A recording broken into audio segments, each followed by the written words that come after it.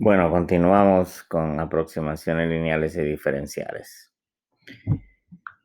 Eh, pues nada, esto es básicamente algo similar a lo que usted trabajó con la recta tangente, ¿verdad? Usted, cuando quiera aproximar a través de una función lineal, lo que usted va a hacer es encontrar una recta tangente a la curva en el punto dado y usted podrá aproximar el valor de la función para valores cercanos a ese A. ¿Ok? Si usted puede ver aquí la gráfica, si esto es A, ¿verdad? Entonces, en esta gráfica usted puede ver que mientras estoy cerca a A en un cierto intervalo, la diferencia entre el valor de la función y el valor que se obtiene en la aproximación lineal es bien pequeña. Pero a medida que me alejo, pues esta distancia, como puede ver, la que estoy marcando, se va agrandando. Entonces, por eso digo, ¿no? La aproximación lineal es válida para un intervalo cercano a A. Entonces, pues, ¿qué cosa es la aproximación lineal? Es nada, básicamente encontrar la ecuación de la recta tangente, ¿verdad? Y esto es lo que yo voy a aproximarlo como una función lineal. Y se escribe el L de X como f de A más f' de A por X menos A. ¿Ok? Esa sería entonces la aproximación lineal para una cierta función. Ejemplo, dice encuentre la linealización L de X de la función. ¿Ok? Entonces, pues lo que nos interesa es calcular f de 16. Y f de 16 es el logaritmo de 16 en base 4. Logaritmo de en base 4 de 4 al cuadrado. Y esto es 2 por logaritmo de 4 en base 4, el cual es 1. Por lo tanto, esto es 2. Calculamos la primera derivada del logaritmo. Y esto es 1 sobre x por el logaritmo natural de 4. ¿Ok? Evaluamos la primera derivada en 16 y esto es 1 sobre 16 por el logaritmo natural de 4. De manera de que la aproximación lineal para esta función f de x será aproximada a través de la función lineal, que es igual a f de 16 más f' de 16 por x menos 16. F de 16 es 2. Esto es 1 sobre 16 por el logaritmo natural de 4 por x menos 16. Y esa sería la aproximación lineal de la función logaritmo de x en base 4 en a igual a 16. ¿Ok? Y obviamente la podemos usar como aproximación para valores cercanos a 16. ¿Ok? Segundo ejemplo. Encuentre la linealización de esa función.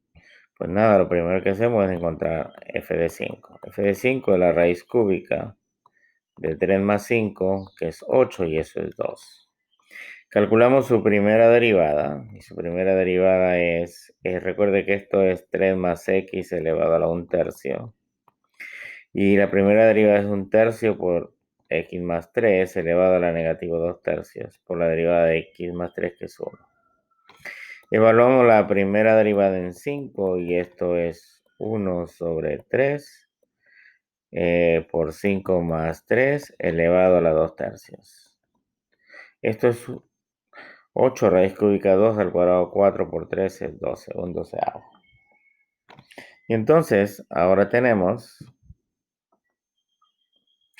que f de x aproximado por la función lineal L de x será igual a f de 5 más f' de 5 por x menos 5. F de 5 es 2, f' es un doceavo por x menos 5. Ok, y esa sería la aproximación lineal de esa función.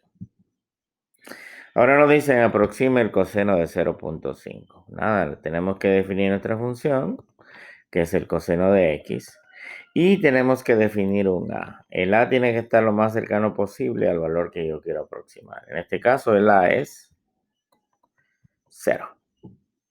Pues nada, calculamos f de 0, y f de 0 es coseno de 0, y esto es 1. Calculamos la primera derivada del coseno, que es negativo seno. Evaluamos la primera derivada en 0, que sería negativo seno de 0, que es igual a 0. ¿Ok? Y entonces, habiendo hecho eso, pues ahora sí, calculamos la aproximación lineal para el coseno, ¿verdad? Y esto será aproximadamente L de X, que va a ser igual a f de 0, más f' de 0 por X menos 0.